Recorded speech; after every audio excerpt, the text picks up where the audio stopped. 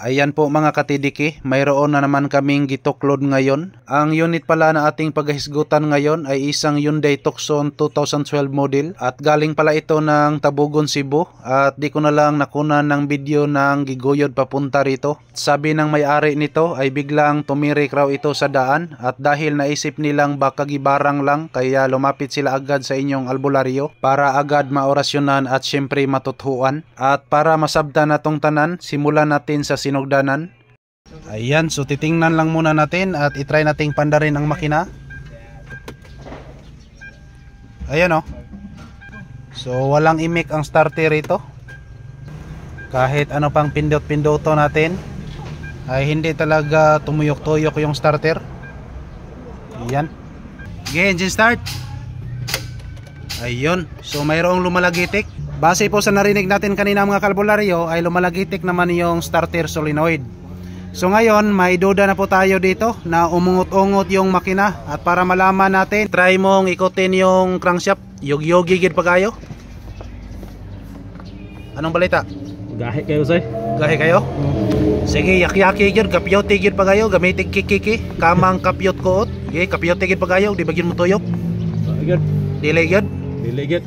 Ayan, so kita natin ngayon mga kalbularyo ay hindi talaga umiikot yung crankshaft. So ayan, confirm na po na mayroon talagang problema ang makina rito. Kailangan natin tong ipalabas at dating gawi. Ito po ang tinatawag nating TDK o mas kilala sa tangtang dalakuot. So ipalabas po natin to. General overhaul ang labas po nito.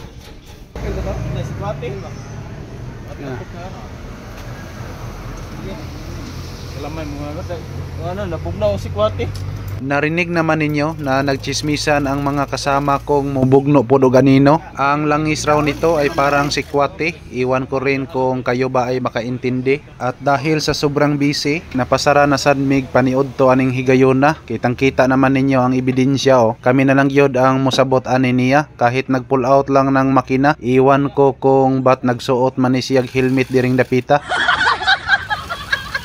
Pilara may istorya. Ayan, andito na po sa labas ang makina at para po magkalaman kung ano lang ang naging dahilan lang po nito, pakinggan na lang natin ang mahiwagang diskurso sa inyong albularyo. Alright, here we go. Ayan, so pansin natin ngayon ay natakpan yung oil pump rito.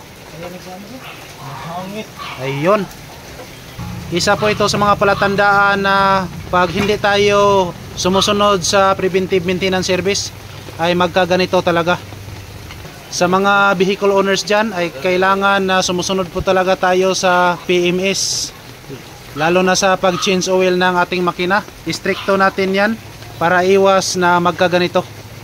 At kita naman natin dito sa oil pan, parang hindi na langis, para ng tunaan. Sa mga hindi nakaintindi ng tunaan, yan po ang putik na lupa na paglalagyan ng mga karabaw. Parang tunaan na po ito. Yan, so kakabukas lang po natin ng oil pump rito. At ayan o, so kita natin na nasusunog talaga yung piston number 1. At dito naman sa number 2 ay nakikita rin natin na sunog din.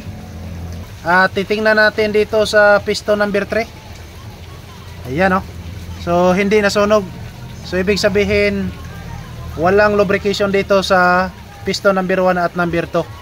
Walang lubrication na nangyayari kaya nagkaganito. Di na natin to patatagalin pa. Ayan, so sa bandang ito tinanggal na namin ang Conrad cap nito. At kita naman ninyo na mayroon ng metal chips na naglalabasan rito. Ibig sabihin medyo maipit na naman ang may-ari nito. Aw, ipit, oy, saba gud ako'y padaplin diabe. Kaya paalala ko lang sa mga may sasakyan dyan, pag di kayo gusto magsudan og buwad nga gimunggusan, kailangan sumusunod kayo sa periodic maintenance ng inyong sasakyan para maiwasan sa ganitong kahimtang. Ayan, so ito na po ang mga pisa na ating papalitan.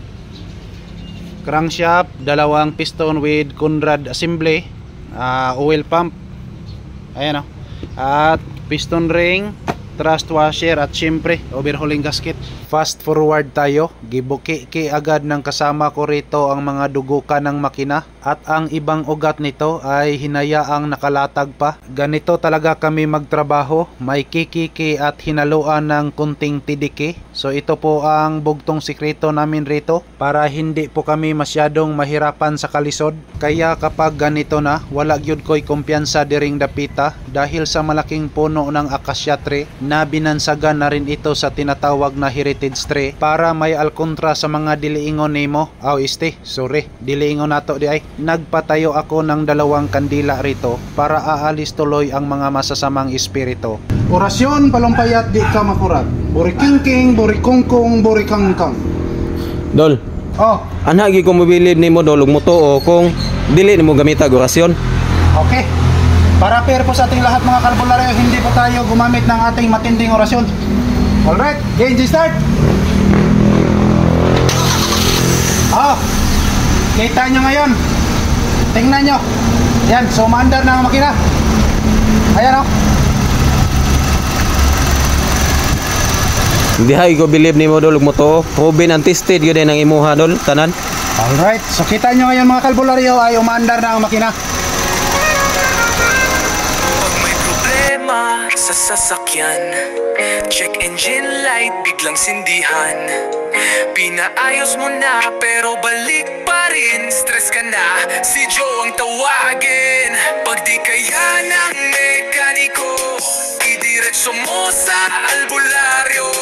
Engine ni sa'yo, wiring mo, ayos yan kay Joe Chilo. Hahong ho, orasyon dito to, may agimat sa makina, to seryoso. Ayan, so road test na naman tayo rito.